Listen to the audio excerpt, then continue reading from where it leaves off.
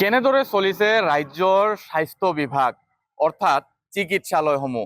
আমি ৰাজ্যৰ বিভিন্ন প্ৰান্তৰ খবৰ ইতিমধ্যে জনাই আহিছো। বৰ্তমান আমি আহি উপস্থিত হৈছো বিলাসীপাৰা সমজিলাৰ ৰাণীগঞ্জ প্ৰাথমিক স্বাস্থ্য কেন্দ্ৰত। সতীৰ্থ ভিডিঅ' জাৰ্নেলিষ্ট আছে, তেওঁ দেখাব সামগ্ৰিক পৰিৱেশ যে এয়া হৈছে ৰাণীগঞ্জ খণ্ড প্ৰাথমিক আয়ুষ্মান আৰোগ্য মন্দিৰ অৰ্থাৎ ৰাণীগঞ্জ প্ৰাথমিক স্বাস্থ্য কেন্দ্ৰ। এই স্বাস্থ্য কেন্দ্ৰটোত যথেষ্ট ৰোগী আহে, কিন্তু এই ৰোগীসকলে পৰ্যাপ্ত যিসমূহ চিকিৎসা সেই চিকিৎসা ইয়াতে লাভ নকৰাৰ গুৰুত্বৰ অভিযোগ আছে। মোৰ লগত স্থানীয় যুৱক আছে, মই কথা পাতিম।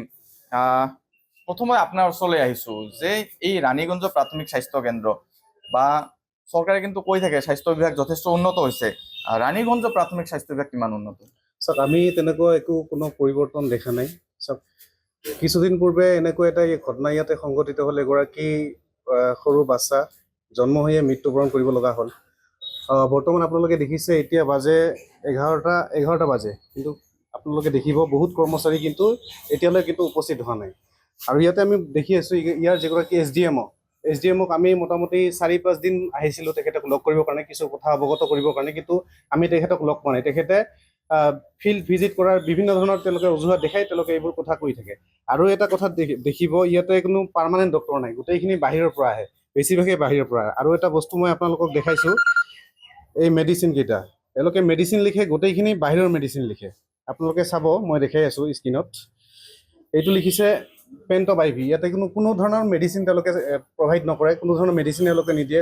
যিমানখিনি আছে গোটেইখিনি বাহিৰৰ পৰা তেওঁলোকে কিনিব পাৰে। ইয়াতে আছে পেণ্টপ IV বুলি। তেওঁলোকে পেণ্টপ IV ইয়াতে নামটো লিখিব নোৱাৰে, তেওঁলোকে কম্পজিশ্যনটো লিখিব, কিন্তু নাম লিখিব নোৱাৰে। তেওঁলোকৰ মানে কি হয়, বেলেগ কোনোবা কোম্পানীৰ লগত তেওঁলোকৰ ফিক্সিং থাকে, তেওঁলোকৰ পৰা কমিশ্যন পায়, কিন্তু এইটো বন্ধ হ'ব লাগে।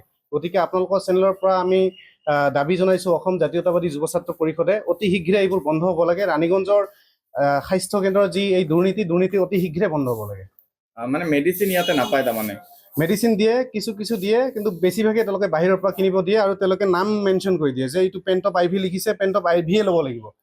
যদি বেলেগ কিবা লয়, এইটো তেওঁলোকে পেণ্টপ IV লিখি ডাইৰেক্ট পেণ্টপ IV এনেকৈ লিখিব নোৱাৰে। কম্পজিশ্যনটো লিখিব, কিন্তু পেণ্টপ IV ডাইৰেক্ট লিখিব নোৱাৰে। ধন্যবাদ জনাইছোঁ। মোৰ লগত আৰু কিছু ব্যক্তি আছে, মই কথা পাতিম তেনেকৈ। আপোনাৰ লগত কথা পাতিম যে আপোনালোকৰ অসুবিধা কি আছে এই ৰাণীগঞ্জত? অসুবিধাটো বৰ্তমান ঠিকেই আছে, ডক্টৰ আছে, ঠিকে আছে। ঠিকে আছে। কিমানজন ডক্টৰ আছে? ডক্টৰ এইটো আমাৰ বৰভাৱে ক'ব পাৰিব। ইতিমধ্যে জনা গৈছে যে আপোনালোকৰ যিজন SDM তেওঁ সদায় উপস্থিত নহয়।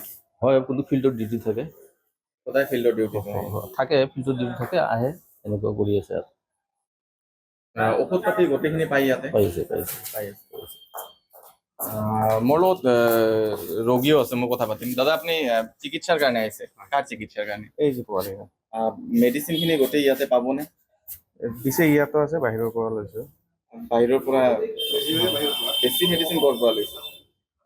5টা লিখিছে ইয়াত, 2টা বাহিৰৰ পৰা লৈছোঁ, কৈছে আৰু এটা আছে ইয়াত ল'ব 3টা দিম। মানে মেডিচিন বাহিৰৰ পৰা ল'ব লাগে? অসুবিধা হয় ন? অসুবিধাটো হ'ব, ইয়াত পালে ভাল। চৰকাৰক কি জনাব? চৰকাৰেতো নিজেই জানে না মানুহক কিদৰে সুবিধা দিব লাগে। ধৰক চৰকাৰী হস্পিটেলত বেছিভাগে আপোনালোকৰ দৰিদ্ৰ মানুহে আহে না, ধনী মানুহবিলাকতো নাহে।